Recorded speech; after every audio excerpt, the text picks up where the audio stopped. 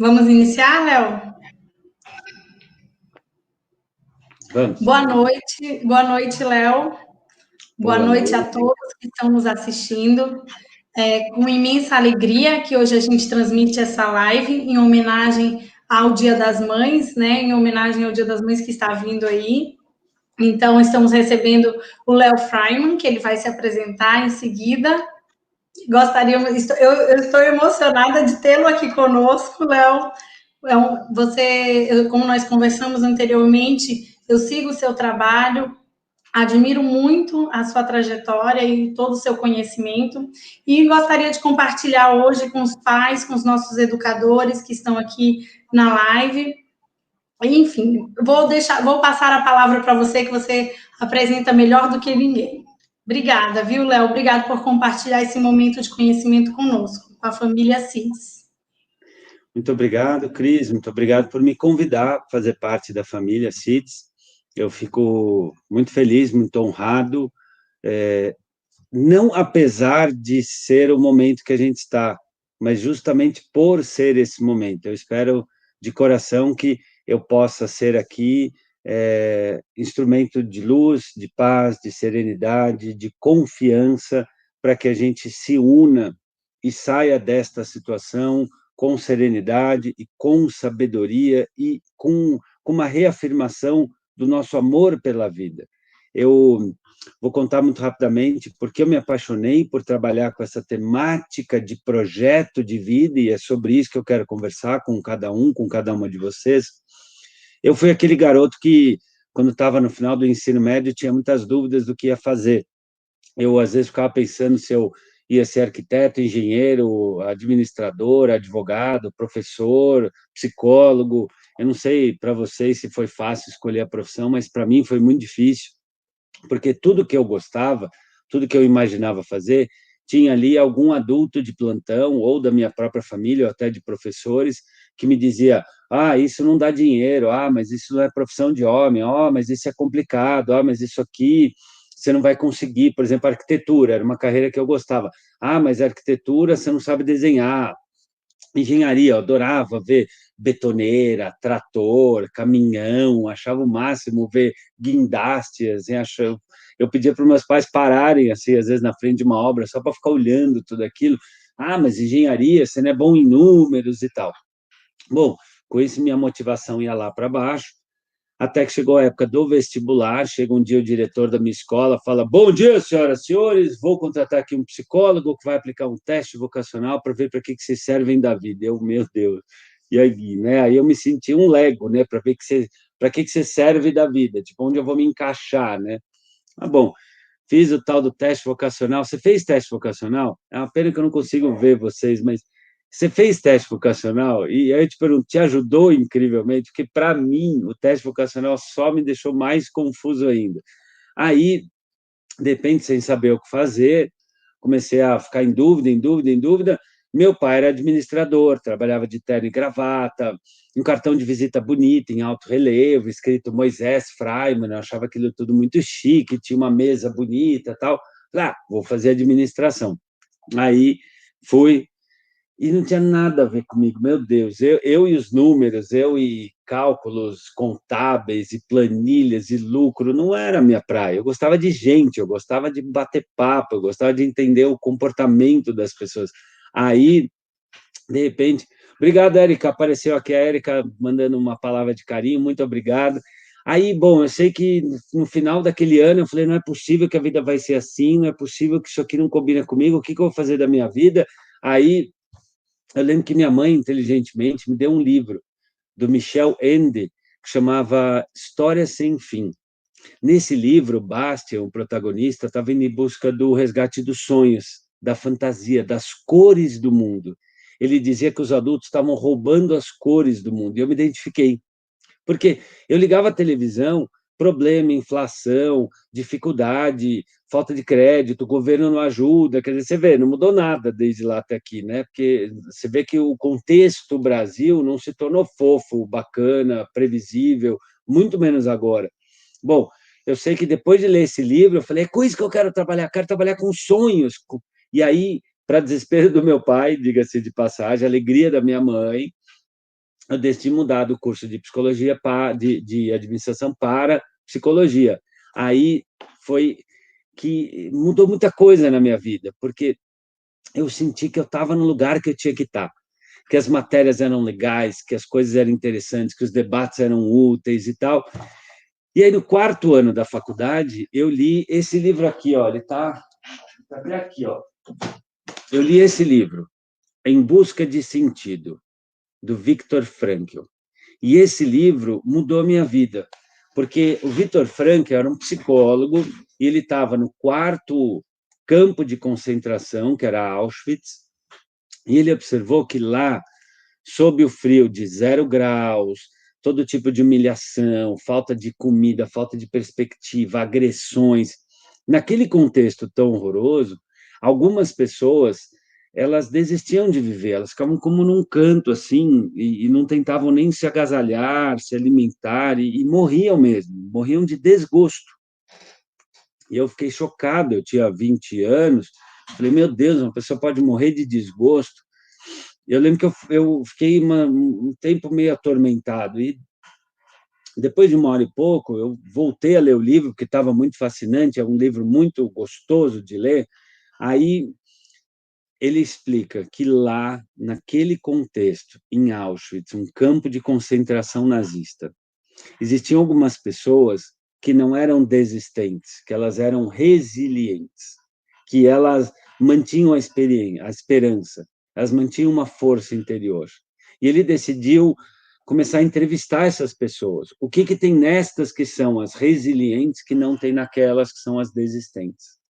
E aí ele fala: quem tem um para que viver, sobrevive a qualquer como viver.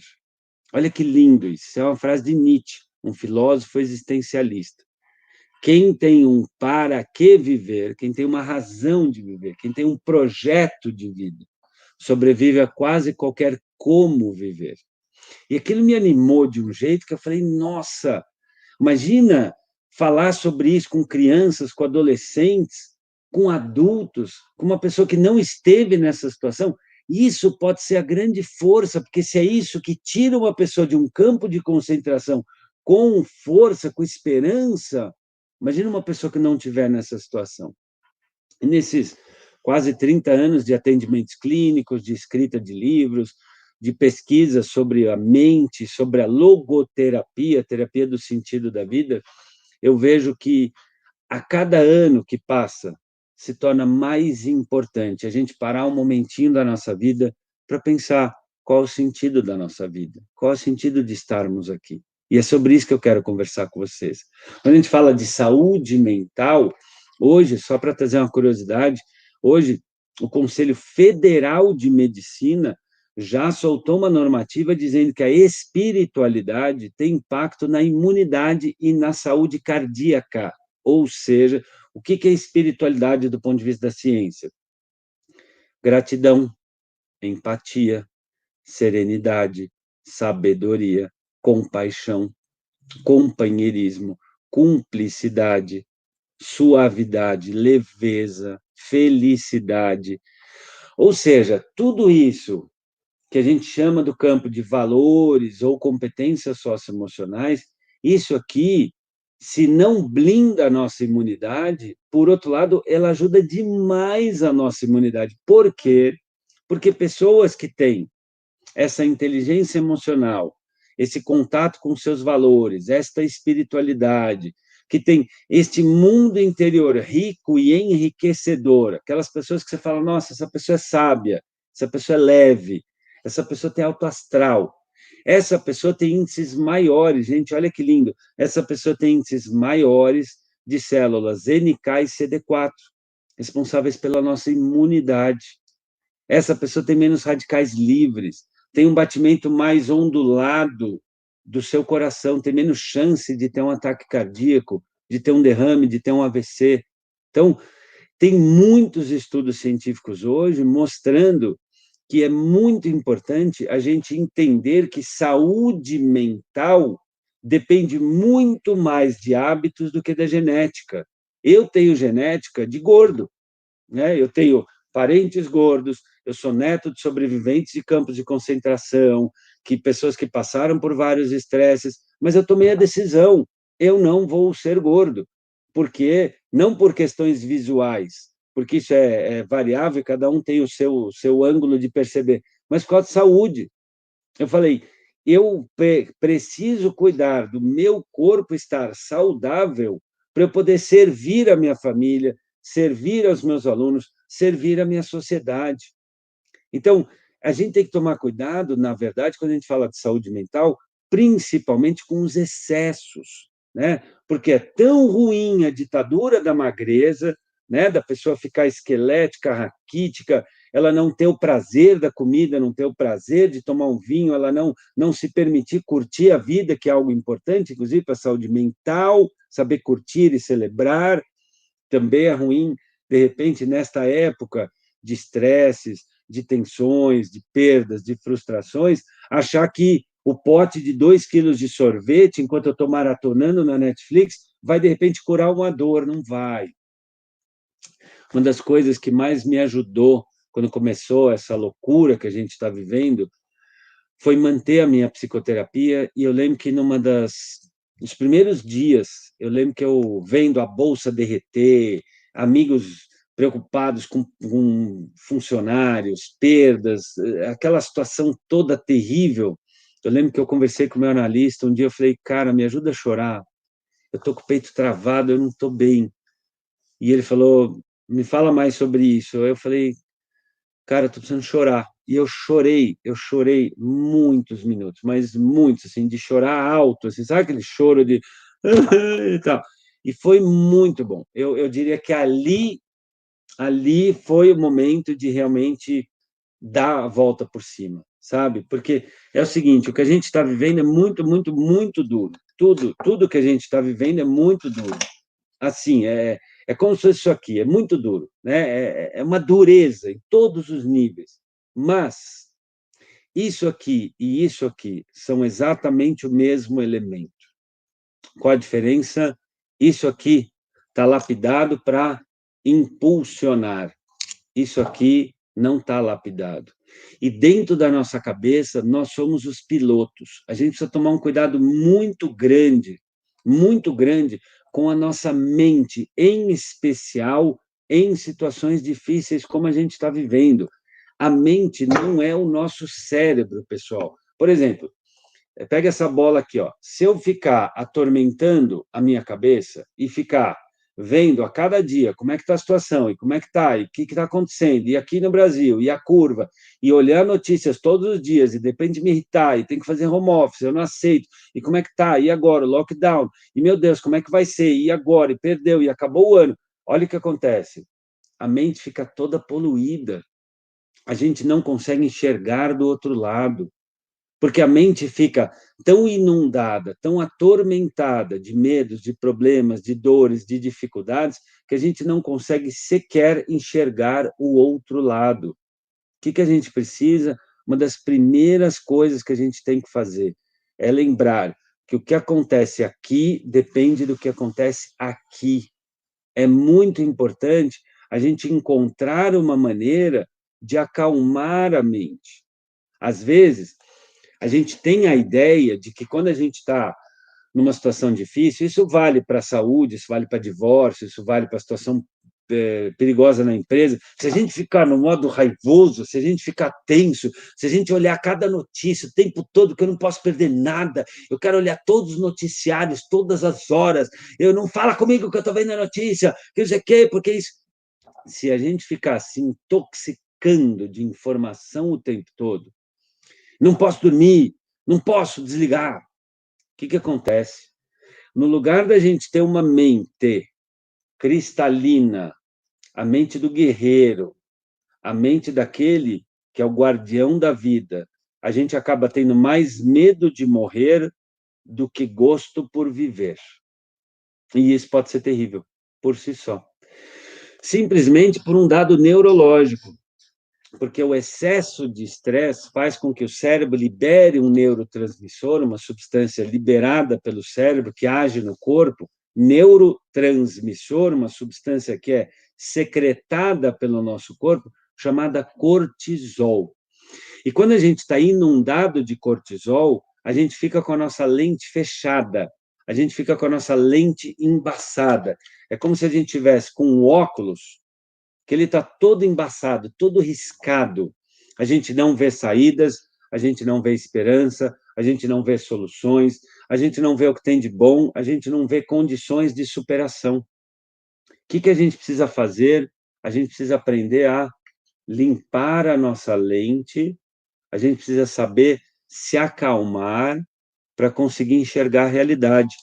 Quem fala muito disso, existe um ex-combatente da elite do exército norte-americano que chama Jocko Willink. Ele é autor de um livro que chama Extreme Ownership, né? Ou seja, a responsabilidade total. Ele fala, numa situação de guerra, num combate, na hora mais terrível da sua vida, respire, respire, se acalme, fique no eixo. Se você ficar atormentado, você de repente vai ser alvejado, você vai ser abatido no meio da rua, você não vai pensar direito. Então, quer saber, mais do que tudo, e talvez na base de tudo que a gente precisa fazer, é cuidar sim da nossa saúde física. E significam 6 atitudes básicas. A primeira delas é manter uma rotina para a nossa vida. Ficar maratonando na Netflix, ficar jogando videogame até altas horas, ficar vendo noticiário à noite, acordar super tarde, de repente trabalhar de madrugada e dormir até meio-dia. Isso não funciona. O cérebro precisa de cadência. Tudo na natureza precisa de cadência. Isso vale para uma planta, para um animal, para uma criança, para nós. Procura dormir relativamente no mesmo horário. Procure cuidar do seu sono. Isso significa o quê? 2 horas antes de dormir, você vai pegar esse cara aqui, o celular, 2 horas antes, e vai deixar carregando fora do quarto, na sala. Porque, na medida em que você deixar na sala, você não vai ficar tentado a dar aquela última olhadinha, aquela última bisbilhotada, que de repente você vai ver um memezinho, vai ver uma noticiazinha, vai ver só um filminho, só que você acha que é 5 minutos, quando vai ver, durou 5 horas. Só para dar uma ideia para vocês, no Vale do Silício, Vale do Silício, para quem não sabe, lá perto de São Francisco, nos Estados Unidos, onde tem a sede do Google, da Apple, do Waze, dos grandes, né, conglomerados de tecnologia, as empresas mais valiosas do mundo. Lá existem escolas que são chamadas de techless, ou escolas sem tecnologia. É lá que estudam os filhos dos grandes gênios da tecnologia. As crianças aprendem com pintura, com arte, aprendem com papel, aprendem com jogos, aprendem com música, com brincadeira, com a sensorialidade. Ora, se esses caras que são geniais colocam os filhos em situações afastadas da tecnologia, o que eles sabem que a gente não sabe? Hoje, gente, tem estudos que só do celular, ficar perto, na mesa, mesmo que ele esteja desligado, ele já rouba muito da nossa atenção. Então, à noite, 2 horas antes de dormir, celular para a sala. É hora de ler, é hora de escrever um diário, é hora de fazer um exercício de relaxamento, é hora de repente, você rezar, é hora de você pegar um papel e escrever sobre como foi teu dia, escrever teus planos, escrever teus sonhos. É hora de você se desligar do dia. Não é hora de ficar excitando o cérebro, até porque a luz azul do celular, ela manda uma informação para o cérebro que é dia. Então, com isso, o cérebro secreta menos melatonina, tá? Que é um hormônio que induz ao sono, que ajuda a ter aprendizagem e desenvolve a nossa inteligência. Então, pessoas que não dormem bem ficam mais irritadas, ficam menos concentradas, ficam menos felizes. Tem uma série da Netflix, gente, que chama Explicando. E lá tem um episódio que chama Sono. E fala de uma menina que estava irritada, estava chateada, estava se dando mal na escola, estava se dando mal com os pais. 6 semanas que ela reorganizou seus hábitos de sono, ela virou uma outra pessoa. Então, vale a pena ver. É uma série que chama Explicando na Netflix e fala sobre a importância da qualidade do sono. Deixando o celular fora do seu quarto, compra no Mercado Livre um celular, um despertadorzinho simples. certo? Esse vai... Tem celular, hoje tem desses despertadorzinhos de R$ 30, é muito barato e vale a pena pela qualidade do sono. Com isso, você também dribla a tendência de já acordar, nossa, já chegou não sei quantos e-mails, nossa, tem não sei quantas mensagens. Você começa a ter uma qualidade de sono melhor. De manhã, logo que acordar, pratica uma meditação, um exercício de respiração, de relaxamento ou de mindfulness. Eu, todos os dias, quando eu acordo, eu já sento na cama e pratico a meditação. Eu faço a meditação transcendental. Tem outras formas, como eu falei, pode ser exercício de relaxamento, pode ser de respiração, pode ser de meditação, pode ser exercício de mindfulness. Tem aplicativos muito bacanas, alguns até gratuitos. Se você colocar na Play Store, na Google Store, meditação, relaxamento, aí você fala assim, mas isso não é perda de tempo? Ao contrário, isso é ganho de saúde mental, porque quando você medita, quando você relaxa, você está recrutando neurônios novos, você está fortalecendo a tua córtex pré-frontal, que você vai ter que usar durante o dia para se concentrar, para organizar teu dia a dia, para ter foco para terminar as atividades, e mais, você está mandando embora as toxinas do teu corpo, do teu cérebro, e conseguindo ficar no estado de serenidade, para lidar com o home office, para lidar com as notícias difíceis, para lidar com o trabalho, para lidar com o cenário de incertezas. Gente, um outro documentário muito legal que eu vi chama Dieta dos Gladiadores, também na Netflix, 1 hora e pouquinho. Você vai ver que os gladiadores, que eram os grandes guerreiros romanos, os caras muito fortes, muito ágeis, como é que eles comiam, como é que eles lidavam com o corpo. Gente, eu vi isso e, assim, no minuto seguinte, eu falei, o quê? Estou me alimentando tudo errado, passei a cortar algumas coisas, passei a mudar algumas coisas. Falei, eu não quero ter um corpo inflamado, eu não quero ter um corpo que está quente demais, eu quero ter um corpo que esteja na temperatura certa, eu não quero ter um corpo que está tenso. Gente, é um barato, porque com isso eu consegui fazer mais e melhor atividades físicas, eu estou mais concentrado, eu consegui escrever 3 livros nesses 2 meses, até a cabeça ajudou e ficou mais clara, porque eu passei a meditar mais, a me alimentar melhor, passei a deixar na minha mesa, copos de água e atrás de mim, principalmente aqui onde eu trabalho, garrafas de água para poder me hidratar, e adotei o seguinte: eu consigo ter concentração por ciclos de 20 a 30 minutos, mais que isso eu não consigo, eu tenho uma certa distração. Então, o que eu pensei? Eu consigo ficar 20 minutos totalmente focados. Então, eu fico 20 minutos. Deu 20 minutos, levanto, vou fazer um alongamento. Vou lá, vou alongar, vou, de repente, fazer um exercício, vou fazer assim, vou fazer um pouquinho assim, vou me colocar, vou tomar um café, vou, de repente, espreguiçar um pouquinho. E quer saber? Quando espreguiçar, espreguiça fazendo barulho. Ah, ah. Né? Você reparou como criancinha, bebezinho, eles se espreguiçam gostoso? Isso, quando a gente se espreguiça, não é só um ato de aliviar, é um ato também de conectar todo o cérebro. Tudo que a criança faz, especialmente na idade dos filhos de vocês, ela não está nunca só brincando, ou só dormindo, ou só espreguiçando. Cada gesto que a criança faz consigo, com os outros, com o grupo, ela está criando importantíssimas conexões cerebrais. Quando ela está aprendendo lateralidade, norte, sul, leste, oeste, essa é a base para ela aprender lá na frente geografia, geometria, estética, ética, porque tudo isso tem a ver com ligação de tempo e de espaço. Gente, esta fase que os filhos de vocês estão é a fase mais importante. Suguem a escola, aproveitem que vocês têm uma escola de excelência, perguntem.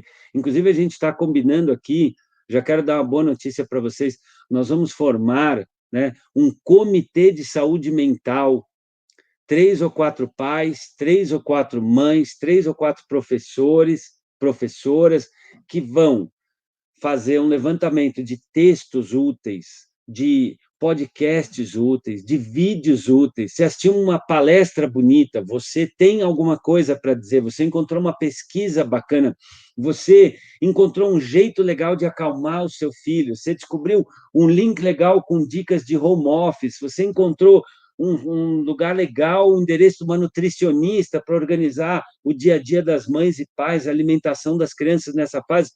Esse comitê de pais e mães vai fazer uma curadoria de boas práticas educacionais, de saúde mental e alimentar toda a comunidade escolar, pais e professores se ajudando, porque é isso que a gente precisa fazer. Nós estamos numa época em que tudo é novo, e duas atitudes vão nos levar desta para uma melhor: adaptação e cooperação. Isso significa cooperar com o marido, com a esposa, tem que fazer uma divisão inteligente de tarefas, não tem essa de, não gosto de lavar louça, não gosto de cozinhar. Tem que fazer uma lista de tudo que tem que fazer e os filhos, a mãe, o pai, tem que dividir as tarefas. Primeiro, pela afinidade. De repente, tem um que é melhor para cozinhar, outro é melhor para arrumar a cama, outro é melhor para faxina. Tá bom. Mas e as tarefas que ninguém gosta? As tarefas que ninguém gosta, eu pego essa aqui, eu pego aquela lá, eu pego aquela lá. Semana que vem, então, a gente pode fazer uma troca. Divisão de tarefa nunca pode ser sexista, nunca pode. Tem até, vou dar uma curiosidade para vocês, olha, quando a mulher sente que o homem é parceiro, que o cara é homem de verdade, que ele não está lá ajudando a mulher, fazendo um milagre de pôr o copo na pia, o casal namora mais, o casal fica mais feliz. Por quê? Porque a mulher sente que ela não está do lado de um filho mimado, ela está do lado de um homem, que na hora que precisou, o cara está lá, como parceiro, como parte de uma equipe, de um time. E quer saber? A mesma coisa vale para as crianças. Teu filho com 2, 3 aninhos já tem como pegar o copinho de plástico dele e levar para a pia. Já tem como pegar, de repente, o pratinho de plástico dele e levar.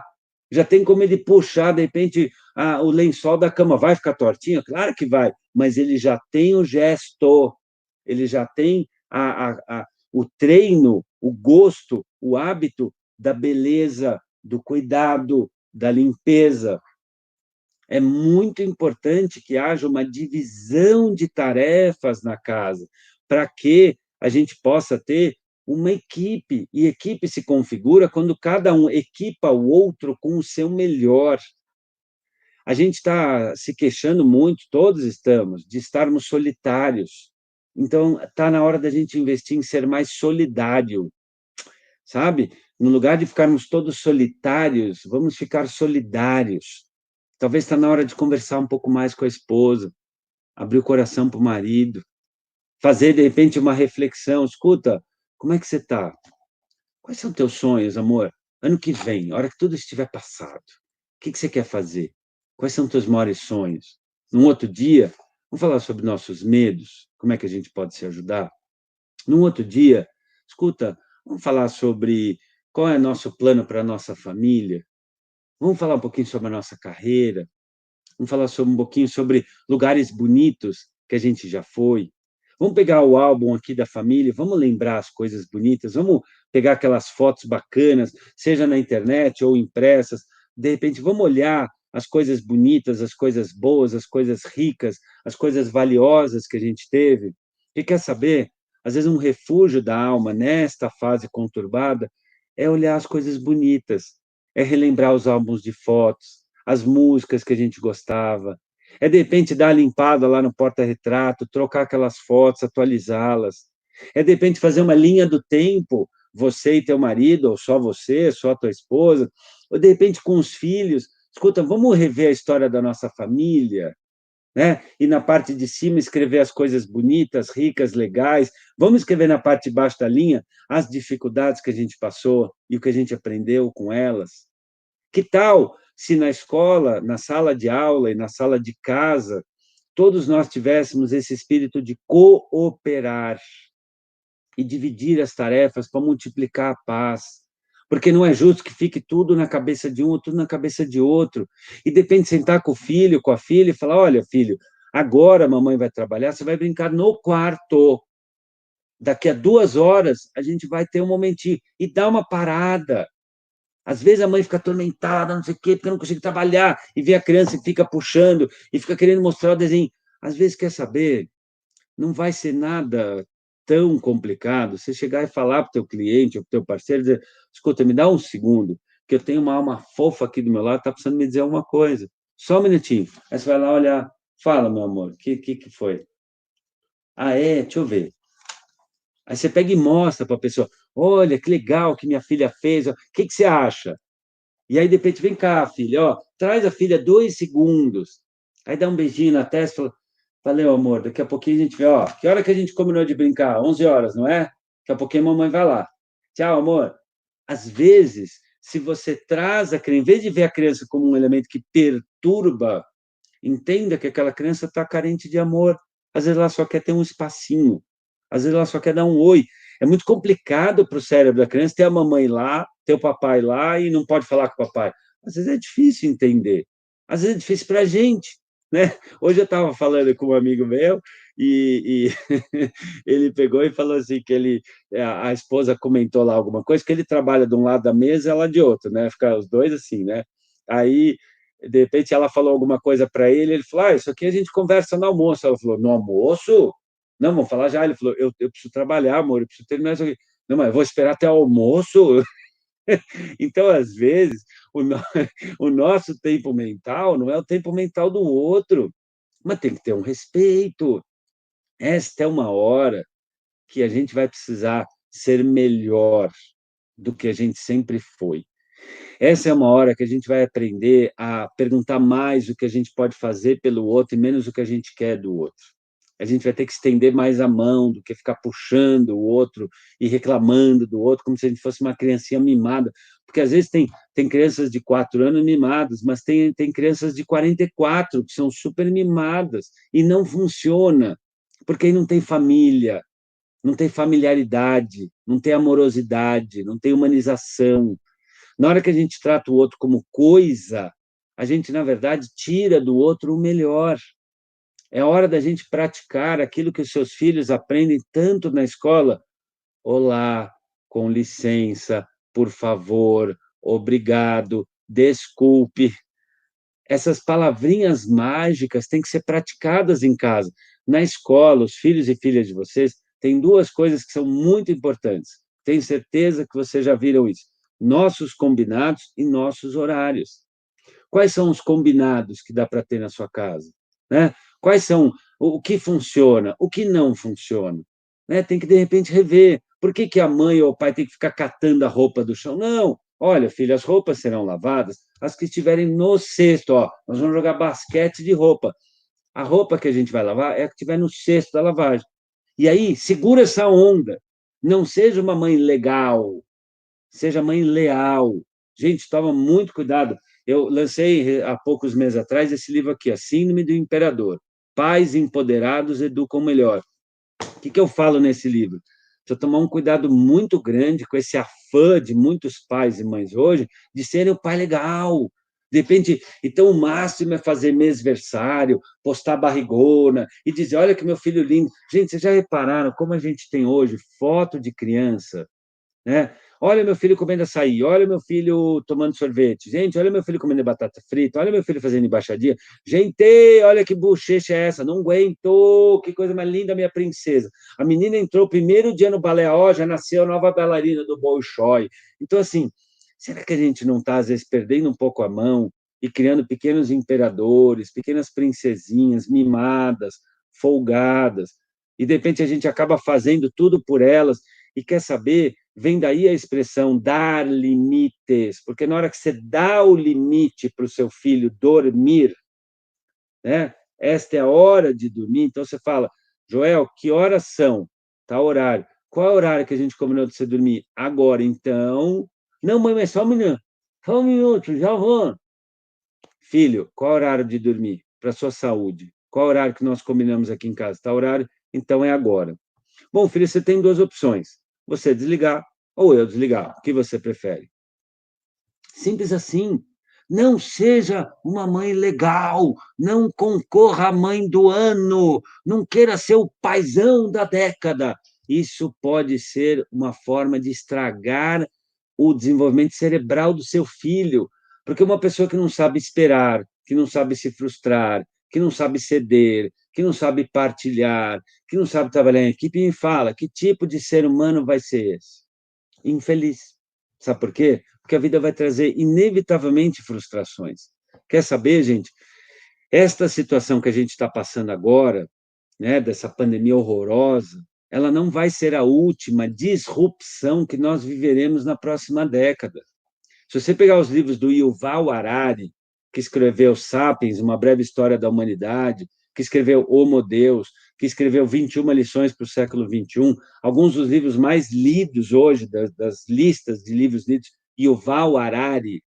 Esse cara, ele fala, ele é um historiador, ele olha o que vem pelo mundo.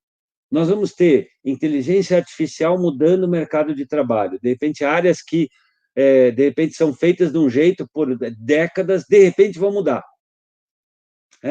A gente vai ter mudanças climáticas, ou seja, sabe qual é o meu convite? E aí daqui a pouco eu vou encerrar para ouvir vocês e a gente trocar. Sabe qual é o meu convite? Que a gente aproveite essa situação terrível para fazer o que o Viktor Frankl fez, o autor desse livro aqui. A gente aproveite esta fase terrível e tão dolorosa para entrar no momento maker com a gente mesmo, sabe? E pegar nossa cabeça dura e sabe o quê? Lapidar, lapidar, lapidar, lapidar, lapidar e encontrar melhores ideias para formar, sabe o quê? A mola do fundo do poço. A mola do fundo do poço. E isso é uma coisa que só um ser humano pode fazer. Porque, olha, essa caixinha de som, ela nunca vai poder ser uma prancha de surf. Ela está condenada a ser uma caixa de som para sempre, para o resto da vida.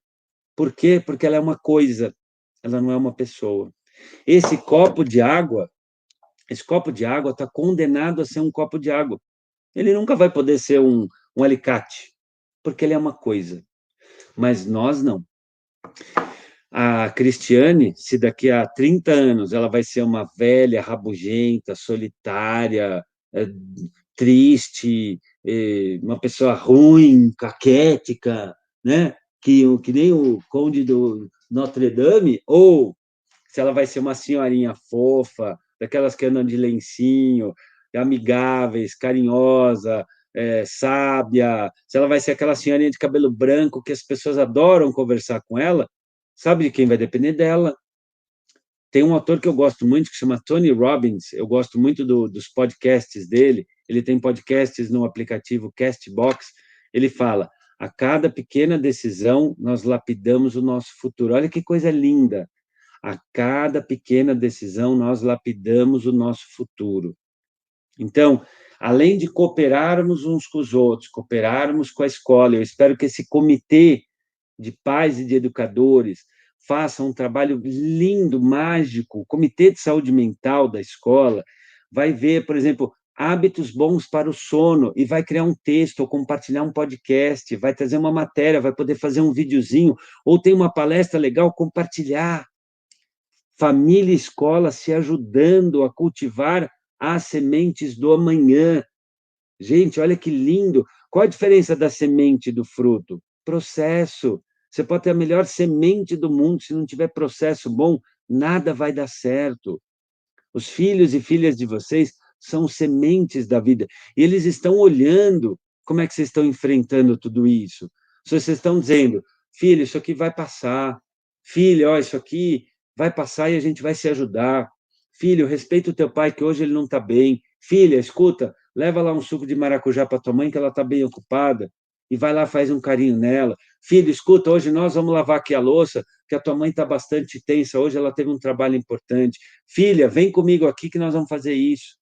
Essa é uma hora da gente se preocupar talvez um pouco menos com o que a gente quer da vida e um pouco mais com o que a vida quer de nós. Resumindo tudo que eu falei, primeira coisa que a gente tem que fazer é aceitar a realidade. Não adianta a gente resmungar, ficar magoado, ficar ressentido, ficar revoltado, não adianta. É normal, é natural, é humano, tudo isso. todos sentimos isso. A inteligência emocional não é não sentir. Eu também sinto raiva, medo, tristeza, ansiedade, taquicardia, tudo isso. Mas eu não me perco nas minhas emoções. Eu não fico lá na raiva. Eu percebo a raiva, dou um passo para trás.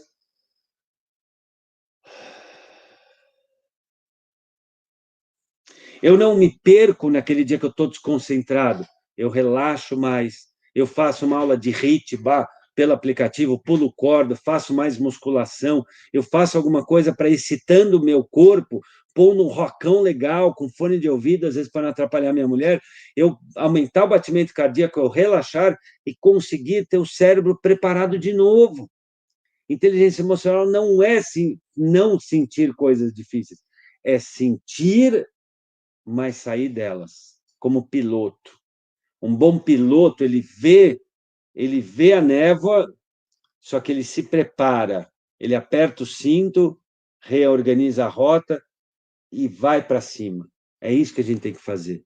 Aceitar a realidade e procurar entender qual é a base do otimismo realista. E é com isso que eu começo a aterrissar aqui nosso voo para abrir para as perguntas.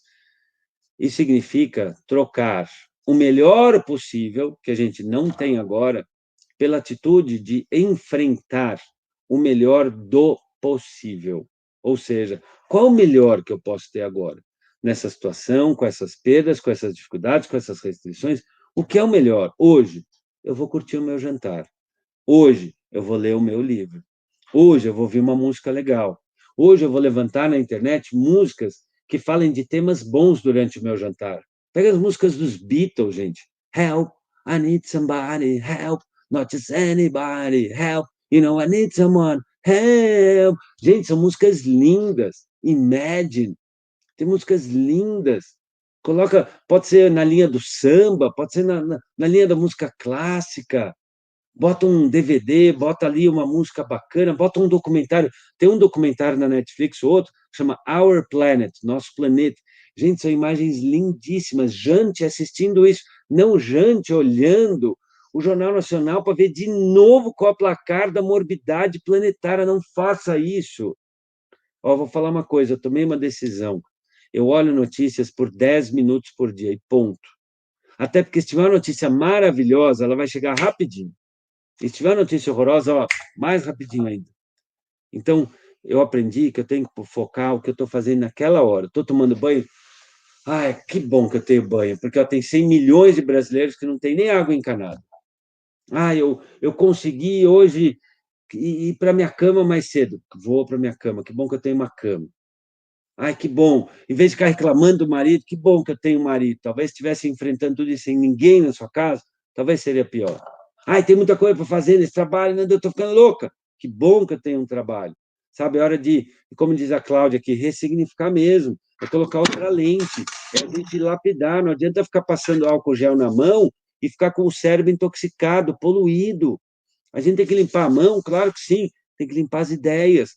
Não ficar cultivando os sentimentos ruins. Eles estão lá, a gente está vivendo uma situação terrível, fato. Agora, o que eu vou fazer com isso? É aí que eu defino a pessoa que eu sou. É tomar uma decisão de aceitar, de escolher com sabedoria qual é a melhor atitude diante disso, e tomar uma decisão, eu dou conta, eu dou conta. E quer saber? Eu dou conta com humildade. A humildade é a mãe da sabedoria. Existem muitos livros sobre força de vontade, sobre garra, sobre perseverança. Tudo isso é muito importante. Mas tem uma coisa que é tão importante quanto, ou mais, humildade. Você não está sabendo falar com teus filhos? Seja humilde. Procura no YouTube, procura um livro. Escreve para uma mãe. Não fica escrevendo, eu não consigo falar com a minha filha, estou me deixando louca. Não. Escuta, alguém entre vocês tem uma dica legal sobre como conseguir acalmar minha filha quando ela está chorando há 2 horas? Escuta, eu estou preocupada com tal situação. Alguém tem uma dica de um livro, um canal do YouTube, alguma sugestão útil? Isso é comunidade, é ter uma vida em comum, é ter o desejo e o compromisso de um alimentar o outro. A humildade é a mãe do conhecimento, e o conhecimento é o pai da sabedoria. Percebe? Nesse Dia das Mães, o meu convite é esse, que vocês sejam boas, primeiro com vocês mesmas. Parem de se atormentar que não está dando para fazer isso, está dando para fazer aquilo, não está dando para comemorar o meu aniversário. Isso não é tão importante. O importante é teu filho saber que você está lá, com o coração cheio de amor. O importante é teu filho saber que você se importa com ele. O importante é teu filho ter alguns minutos de manhã, alguns minutos à tarde, alguns minutinhos à noite, em que um vai fazer massagem no pé do outro, vão fazer trancinha no cabelo da filha, vão fazer um desenho junto, vamos cozinhar junto, vamos limpar o banheiro junto, vamos fazer disso uma ação de amor, amor à nossa casa. Vamos fazer um momentinho de amor a Deus. Que tal? Todo dia, antes do jantar, um momentinho de oração. Vamos agradecer por ter o que comer. Vamos agradecer por termos uns aos outros. Vamos agradecer por estarmos vivos. A gente não pode ter mais medo de morrer do que vontade de viver. Eu quero agradecer muito a oportunidade de estar aqui com vocês falando de tudo isso. Porque a hora que eu estou falando de tudo isso, eu também estou me conectando com o meu desejo de viver, com o meu desejo de superar, com o meu desejo de passar por tudo isso com alguma serenidade, com alguma sabedoria. Porque enquanto tem um coração batendo, enquanto tem esperança, nós temos tudo o que nós precisamos. O resto, gente, é a gente encontrar dentro da gente a melhor atitude. E quando você não escolhe o que viver, você sempre tem algum grau de escolha sobre o como viver. E eu realmente, de coração, lhes convido a viver um Dia das Mães maravilhoso. Não importa se não vai estar com a casa cheia de gente. Coloca essas pessoas no teu coração. Liga para elas, converse com elas, faz uma vídeo com elas, bota elas aqui dentro. Elas existem, ano que vem está aí. Se Deus quiser, se Ele nos permitir, ano que vem você faz a festona. Não importa se não deu para fazer aniversário, mêsversário, isso não vai fazer a menor diferença na vida do seu filho. Mas se você fez um desenhinho com ele, se você brincou, se você fez um campeonato de cócega, se você, de repente, mudou a decoração da sua sala para, de vez em quando, fazer um momento do cinema, noite da cabaninha, noite da bagunça, a noite do tudo pode, se, de repente, você criou um momento especial, é disso que seus filhos vão lembrar no futuro. Essas são as memórias que vão ficar no coração quando eles tiverem 30, 40 anos. Eles vão lembrar que, nessa hora, eles tiveram um abraço do pai. Nessa hora, eles tiveram uma mãe que, quando os filhos estavam preocupados, vem tanta notícia: mamãe, o que vai acontecer com a gente? Filha, eu estou aqui. Enquanto eu estiver aqui, eu sempre vou cuidar de você. Eu vou te dar sempre o meu melhor. Eu, seu pai, os professores da sua escola, seus familiares, nós nos importamos com você. Fique tranquila. Tudo que pode ser feito, nós estamos fazendo, meu amor. E transmita para o seu filho isso. Dê ao teu filho a segurança de ter um pai e uma mãe que se importa. Dê ao seu filho a paz e o conforto de ter um pai e uma mãe que sabem dizer obrigado, parabéns, com licença, por favor. E, sobretudo, diga eu te amo. Não é óbvio sempre para o seu filho que ele é amado. Diga eu te amo fazendo um bolinho, diga eu te amo fazendo uma massagem, diga eu te amo dando um banho caprichado nele, diga eu te amo às vezes ficando na cama até que ele durma. Diga ao seu filho eu te amo, às vezes fazendo ele terminar a tarefinha dele, não fazendo por ele. Porque quem ama educa o outro a fazer o melhor por si, nunca faz pelo outro. Porque isso é roubar a vida, isso é roubar a autonomia, isso é roubar o crescimento da criança. Dê ao seu filho o teu amor, porque no final das contas ele vai ser parte essencial do teu legado circulando pela sociedade. Desejo um lindo Dia das Mães e estou aqui à disposição para uns minutinhos para algumas perguntas, se houverem, ou algum comentário. Espero ter, de alguma forma, deixado uma luz, um carinho bom no coração de vocês. Vamos lá as perguntas, Léo.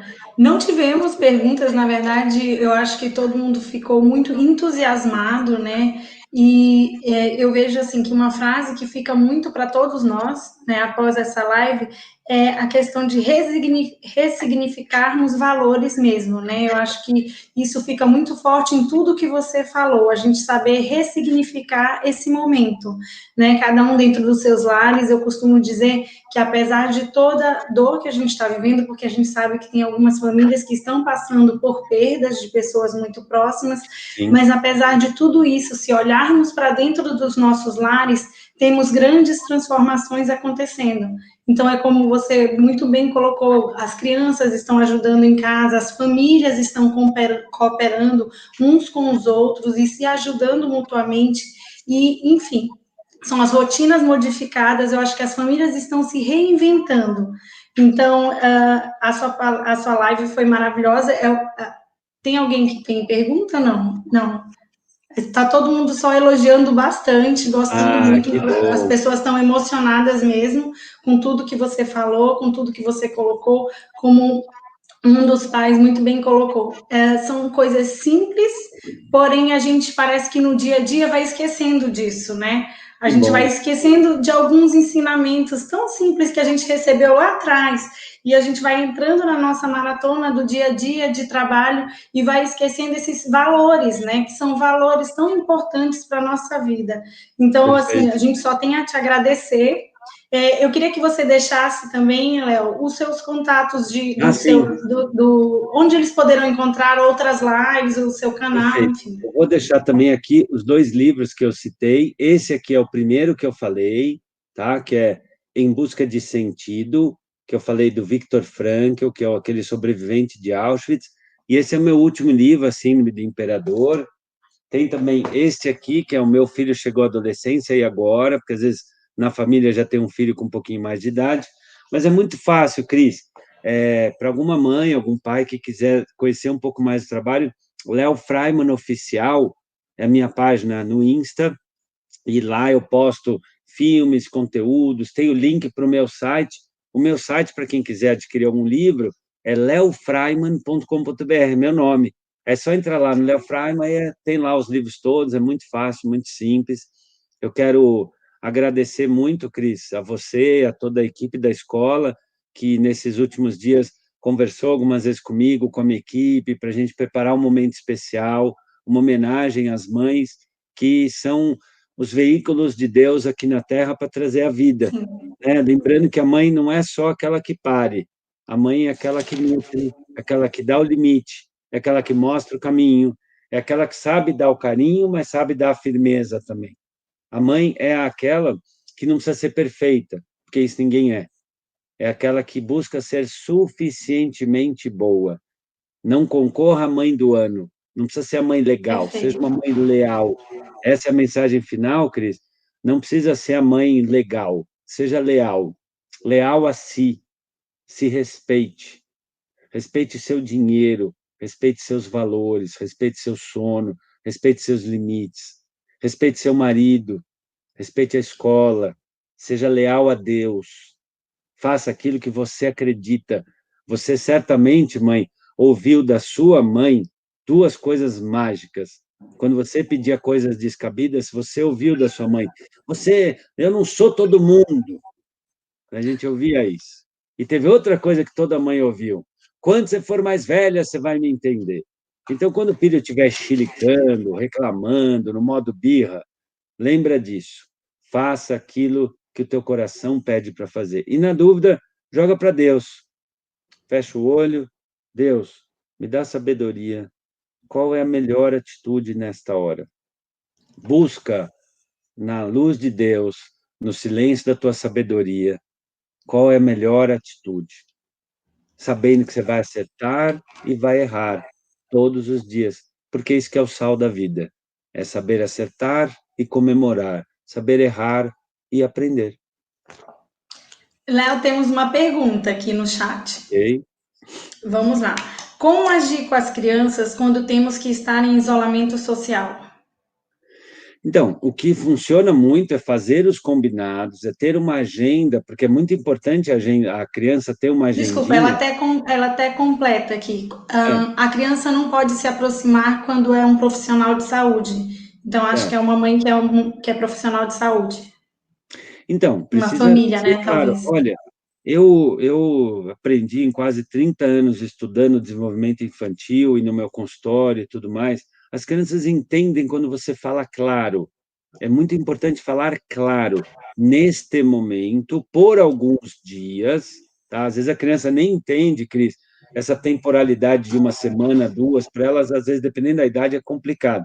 Por alguns dias, a mamãe não vai poder te abraçar, ou a mamãe vai ter que tomar banho lá fora, porque se às vezes é a pessoa profissional de saúde, ou, olha, a mamãe vai ter que ficar afastada, ou o papai, mas, ó, todos os dias a mamãe vai te mandar um filminho, todos os dias a mamãe vai falar com você por aqui ou por ali, e quer saber, fale claro, porque vai partir da sua serenidade, parte da serenidade da criança.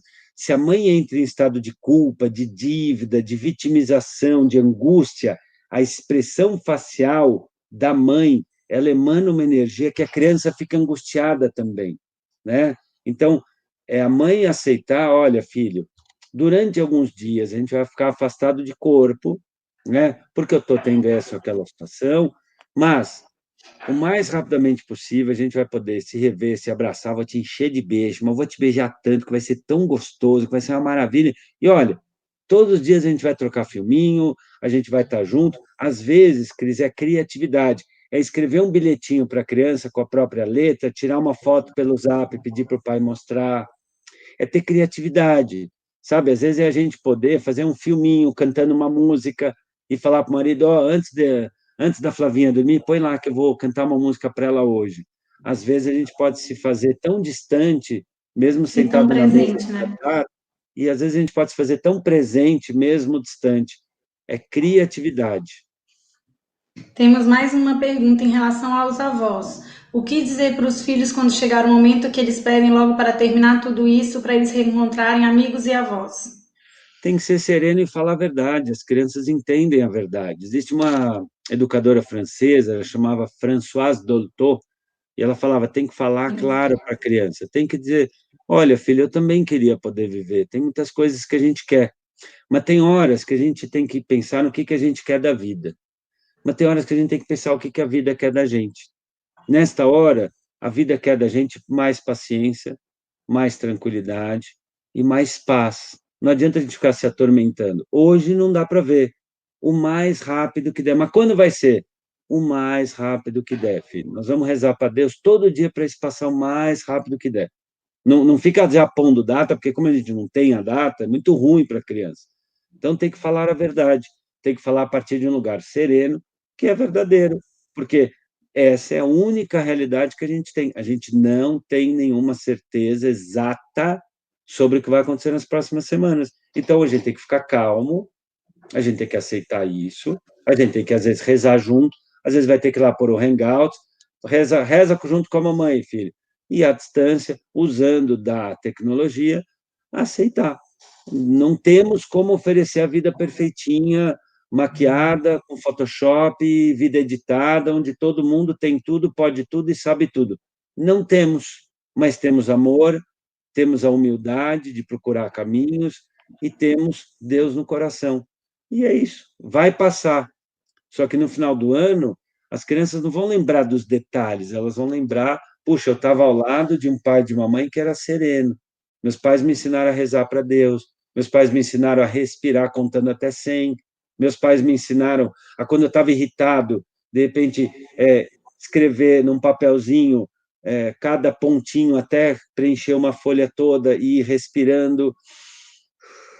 E fiz um risco. Outro risco. E aí ensina a criança a fazer um risco na folha cada vez que ela respira e preencher a ficha toda. Você vai ver que a filha vai assim, depois de 4 linhas, mamãe, já estou calma, posso parar?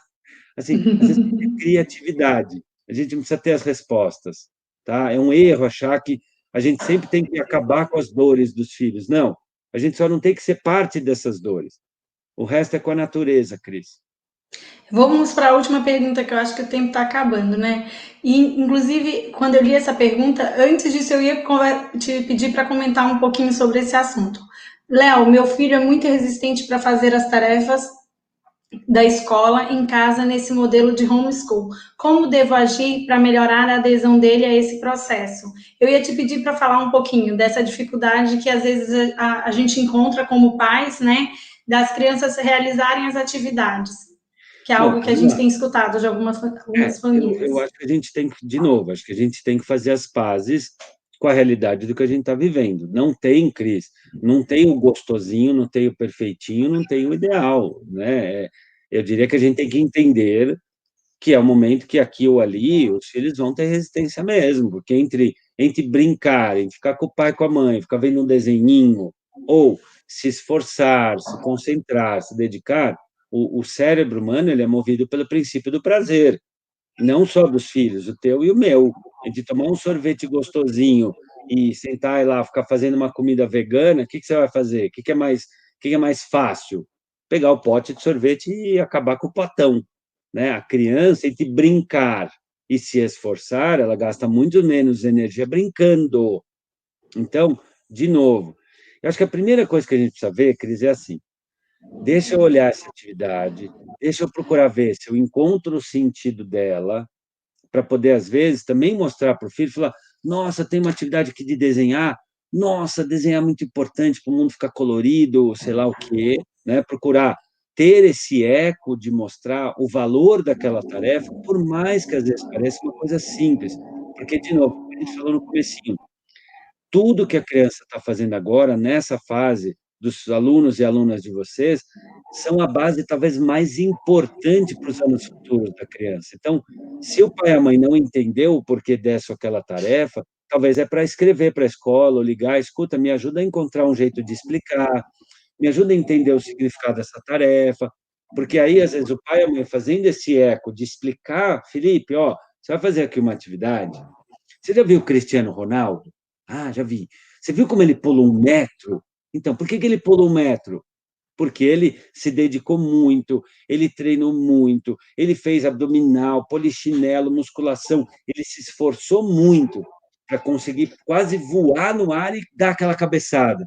Essa atividade, filho, vai fazer que o seu cérebro isso. Você vai treinar a atenção, você vai treinar o foco, você vai ficar incrível. Vamos fazer um pouquinho junto, ao lado, nunca fazer para o filho, ao lado. Às vezes a criança precisa, por alguns minutos, que o pai e a mãe façam lá o que ele tem que fazer, e do lado fique um pouquinho com a criança, para ela ficar um pouco mais segura, mas nunca fazer pelo filho, tá? E às vezes dá a opção, filhos, quer começar agora ou daqui a 15 minutos? Porque assim, você tem a opção de agora ou 15 minutos, aqui ou no seu quarto, mas você vai fazer porque isso é importante para o teu futuro. E ser firme, amoroso, carinhoso, mas firme, porque a criança precisa sentir que tem um pai que ama, e quem ama, educa. Educar é saber ser carinhoso a hora que precisa, mas também saber ser firme e dizer, filho, você pode fazer agora ou depois, você pode fazer nessa mesa ou naquela, você pode fazer no seu quarto ou aqui na sala, mas você vai fazer, porque eu estou fazendo a minha parte, seu pai está fazendo a parte dele, você vai fazer a tua parte, e tem hora na vida que a gente faz o que quer, tem hora na vida que a gente faz o que tem que fazer. E ponto final. Vamos lá, não reclama que dói menos. Vamos lá. E aí propõe, ó, logo que acabar, a gente faz nosso momento de pintura, a gente vai cantar junto, a gente vai fazer sei lá o quê, né? Às vezes, esse mix todo tem uma chance. Mas só para finalizar, Cris, vai ter dia que nada disso vai funcionar, tá?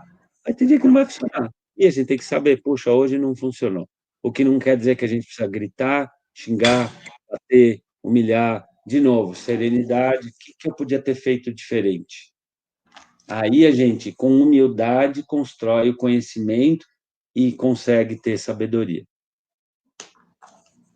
Muito obrigada, Léo. Temos mais perguntas? Agora encerraram as perguntas, Léo? Encerrou nosso tempo? Por hoje, sim. Muito obrigada. Acho que foi uma noite de grande aprendizado para todos nós. Como eu disse no início, foi um prazer ter essa live com você. Você sabe o quanto eu sou sua fã, né? Te acompanho, Obrigado. acompanho o seu trabalho. E agora tenho certeza que você vai ter muitos outros seguidores, porque acho que a nossa comunidade escolar gostou bastante hoje da nossa live. Inclusive, já recebemos no chat algumas pessoas que querem participar do nosso comitê. Ai, que Alguns bom! pais já escreveram até o que gostariam de compartilhar. Então, a gente Ótimo, só tem a agradecer por todo esse conhecimento compartilhado hoje à noite. Muito obrigada, maravilha. Olha, viu? eu tenho só um pedido, viu, Cris? Se você puder aqui ou ali me compartilhar, né, Sim. algumas soluções, algumas ideias, porque eu adoro, quando eu recebo de uma escola, dos comitês que eu estou ajudando a formar no Brasil, eu recebo, olha, essa solução, essa dica, essa ideia, isso para mim vale muito ouro, porque o meu papel é realmente disseminar luz, amor e caminhos. Então, eu tenho certeza, pelo amor que você falou das famílias que vocês têm, do carinho que vocês têm por cada aluno, cada aluna, eu tenho certeza que eu vou poder aprender muito com vocês. Então, lembre do Obrigada. comitê de soluções em saúde mental. Vamos Sim, buscar soluções, menos problemas, vamos. soluções. Ó, Vamos sim. Muito beijo obrigada, no Léo. coração, se Deus quiser, até uma próxima. Até Obrigado a uma você, próxima. Não, grande com certeza, em breve vamos nos encontrar de novo. Muito com obrigada. certeza. Boa Tudo de bom. noite. Boa noite. Até logo.